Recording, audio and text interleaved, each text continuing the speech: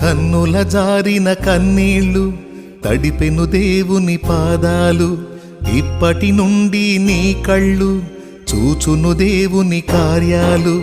కన్నుల జారిన కన్నీళ్ళు తడిపెను దేవుని పాదాలు, ఇప్పటి నుండి నీ కళ్ళు చూచును దేవుని కార్యాలు. ఉందిలే దీవెనా ఎందుక వేదనా,